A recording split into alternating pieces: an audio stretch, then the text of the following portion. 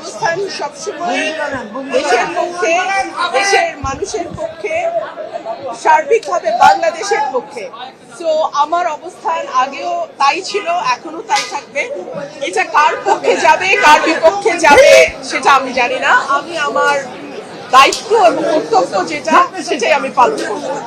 দেখুন, আগের 3টি নির্বাচনে বিএনপির উপস্থিতি ছিল না, সে কারণেই সেই সংসদটিকে অনেক সময় বলা হতো একতরফা সংসদ। এই নির্বাচনে আওয়ামী লীগের উপস্থিতি নাই। সো সেই দিক থেকে দেখতে গেলে বাংলাদেশের মিনিমাম 30% মানুষের রিপ্রেজেন্টেশন নাই। সো আমি তো আসলে খুব বেশি পার্থক্য দেখতে পাচ্ছি না। নিশ্চয়ই বিজয়ী সেই সঙ্গে এটাও ভুলে গেলে চলবে না যে আমাদের 30% মানুষের কোনো রিপ্রেজেন্টেশন, মিনিমাম 30% মানুষের রিপ্রেজেন্টেশন এই সংসদে থাকবে না, সেটাও আমাদের মাথায় রেখেই সংসদটাতে বসতে হবে, চলতে হবে। দেখুন, আমি এই মুহূর্তে তো দলের কার্যক্রম নিষিদ্ধ আওয়ামী লীগের, সো তাদেরটা কিভাবে ফিরিয়ে আনা যায় সেটা তো আমি এখন বলতে পারবো না।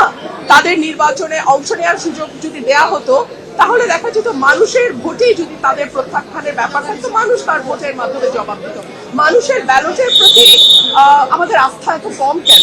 মানুষ তার জবাব সবসময় সঠিকভাবে দেয়। ধরুন আমার এলাকার কথাই ফর এক্সাম্পল, মানুষ কিন্তু ব্যালটে প্রার্থী বেছে নিয়েছে এবং এই সুযোগটা মানুষকে দেওয়া উচিত বলে আমি মনে করি।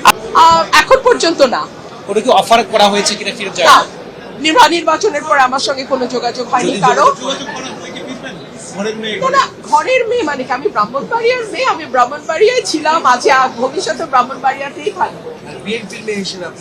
আমি বিএনপির মেয়ে বলে কিছু নাই। আপনারা কেন যদি সবকিছু মধ্যে আবেগকে গুলিয়ে ফেলতে পছন্দ করেন? আমি একটা দলের সমর্থক ছিলাম এবং আমি দেশ এবং মানুষের পক্ষে কথা বলেছি সেই দলের হয়ে। তারপরে আমাদের মধ্যে মতের মিল হয়নি, আমি সরে গেছি। এখানে আসলে আবেগকে নিয়ে আসবার কিছু আছে বলে আমার মনে হয়। একজন স্বতন্ত্র প্রার্থী একটা দলের জোয়ারের বিপক্ষে দাঁড়িয়ে ভোট করা ডেফিনেটলি এটা কঠিন ছিল এবং আমাকে নানান ভাবে চেষ্টা করা হয়েছে সর্বশক্তি দিয়ে যাতে আমি হেরে যাই, বিকজ এটা একটা ইগো প্রবলেম হয়ে দাঁড়িয়েছিল যে দলের চেয়ে ব্যক্তির ইমেজ কেন বেটার হবে।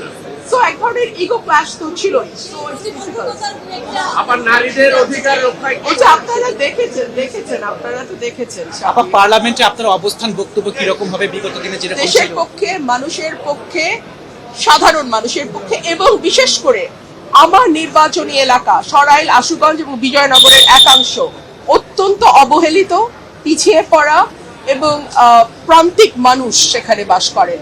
তাদের ভাগ্য এবং জীবন মান উন্নয়নে আমি সর্বাত্মকভাবে কাজ করব।